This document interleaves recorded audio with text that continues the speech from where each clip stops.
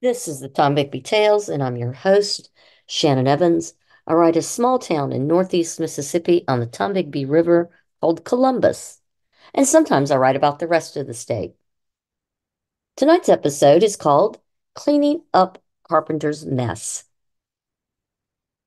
Yesterday proved to be an interesting look at the world of Nancy Carpenter's chaos. I ran up to the courthouse for the Lowndes County Sports Hall of Fame Media Day, and who should I meet on the courthouse steps? Why, it was Nancy Luke Carpenter herself in a bright red, high necked, frilly frock, talking to the Board of Supervisor and Sports Board President, Trip Harston. I greeted both by name and got a warm greeting from Trip, but if looks could kill, Nancy's would. We all went into the Board of Supervisors boardroom in the courthouse where WCBI, WTVA, Colin from the dispatch, and Pam from the packet were all ready. Nancy went straight to the board table and grabbed a seat close to the head as if she was part of the board. How interesting. What's most interesting is how Carpenter has no shame and swans about for the camera. But when it's time to roll up her sleeves and do actual work, she always disappears. For example, Nancy went to a community event at Columbus Air Force Base last week and stood there going on and on and on about herself and about the things that she thinks she's done, claiming credit for events she had nothing to do with.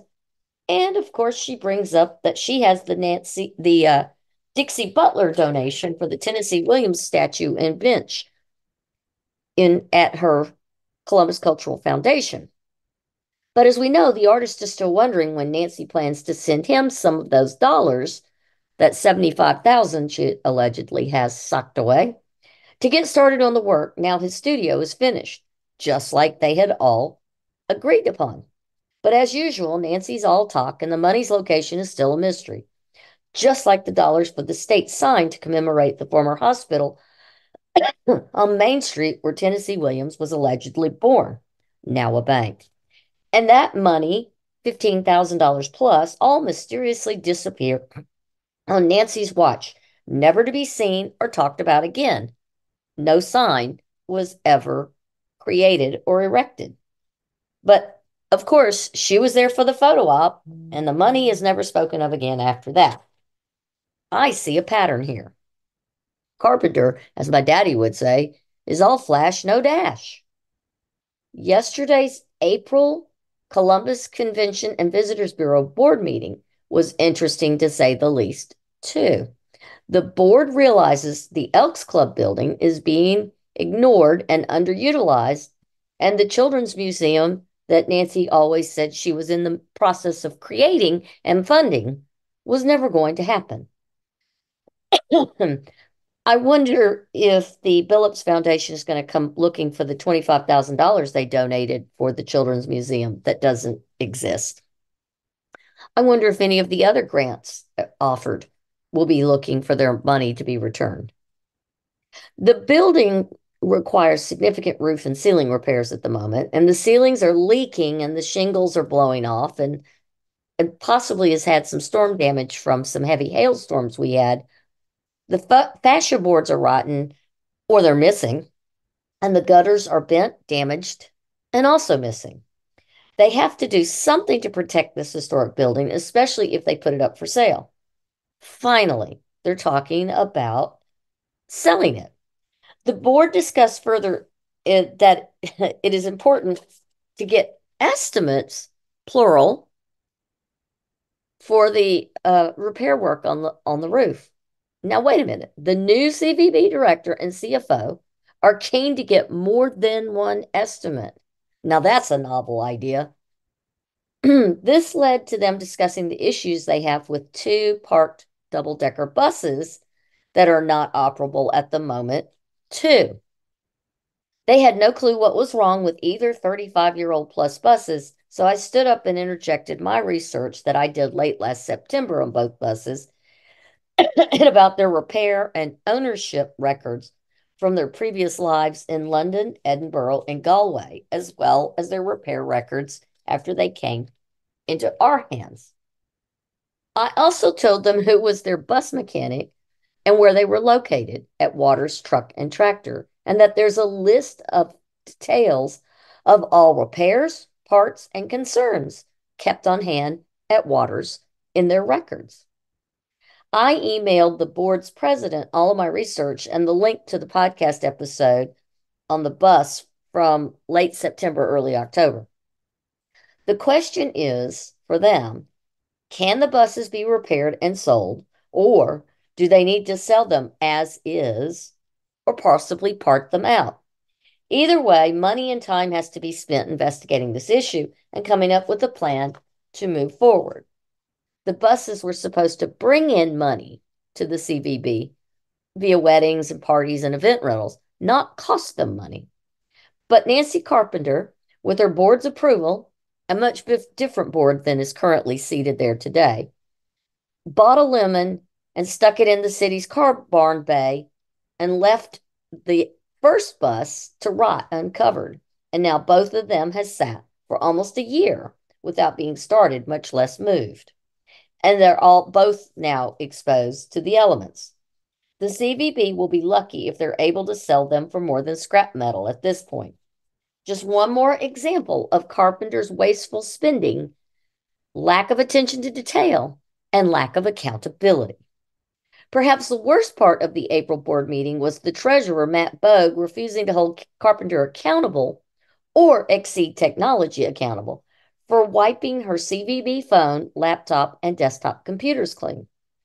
Compound that with Bogue not wanting to force Exceed to recover the data from those machines. He says they should just ask Nancy to hand over the files and the emails. Golly gee. Seriously? You trust her to do that? Carpenter has been seen burning files taken from her CVB office in her outdoor fireplace just this week alone. I don't think she's going to comply with Bogue's request. Why not go back to Exceed, who is paid monthly to back up the data for the CVB? Why not ask them for the files that they are already collecting on behalf of the CVB? What is Bogue helping Carpenter cover up? I don't know what, but I sure smell a rat. Let me give a simple example from the CVB's current budget and invoices to explain why it's critical they recover the emails and files from Carpenter's computers. Bills have been rolling in during the month of April. Nancy's last day was the 31st of March, 2024. And the 24 plus days since she was forced to retire, advertising bills have rolled in. All of these were committed by Carpenter before her departure without the knowledge of the board or the current directors. Carpenter appears to have spent or committed the entire year's marketing budget and then some before she left with 6 months left in the advertising budget calendar. Here are a few that we know of the dollar amounts committed as the invoices have arrived so far. Getaway Magazine April 2024 issue was requested at $1,450. Getaway appears to be a high-end magazine with its target market in South Africa. Please help me figure out how they're our target market. Number 2, Power Play Marketing, the 2024 NFL Tennessee Titans yearbook, $3,000. I'm sure she got tickets as a kickback for that one. Number 3, Power Play Marketing 2024 University of Alabama football program, $4,900. I'm sure that's another one where she gets tickets as kickbacks.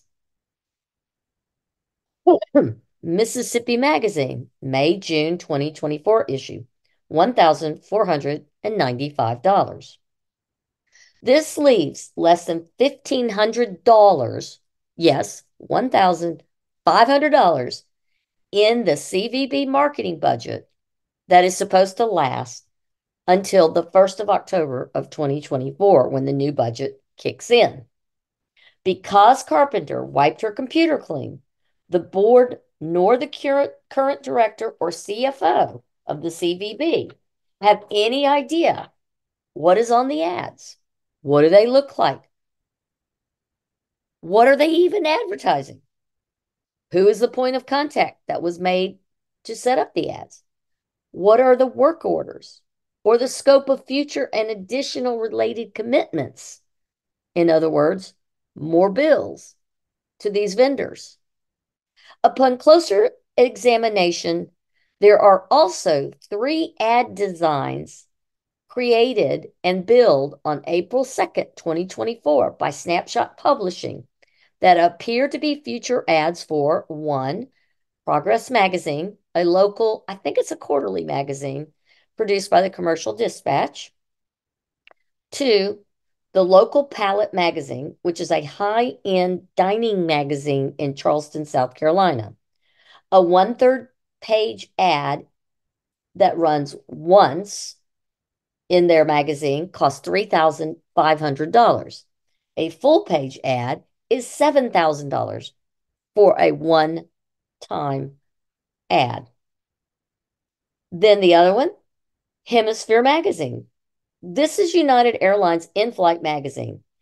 Ads in their magazine range from a 1/6 of a page ad for $18,000 that appears in one issue to $67,000 for a full page interior ad that runs one time in Hemisphere's magazine with United Airlines.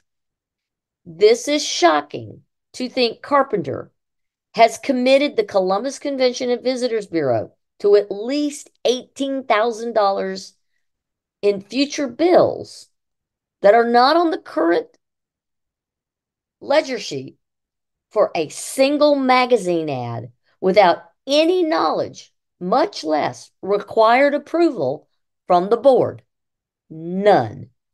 This is why the CVB must retrieve those files and emails Carpenter wiped off her computers. This is why Carpenter is not to be trusted. This behavior is why the CVB must not continue funding the Columbus Cultural Foundation if they insist on keeping Carpenter as their director.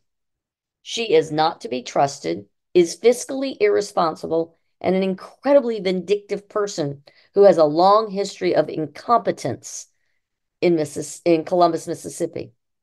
The CVB board should feel obligated to the taxpayers who fund them to retrieve Carpenter's erased files at Exceed Technologies so they can stop reacting to the messes she has made and start acting proactive.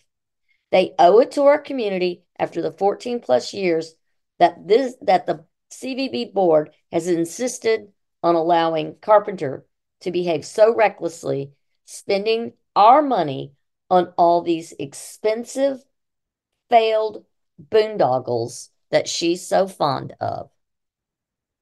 I want to thank you for coming to the Tom Bigby Tales. Until next time.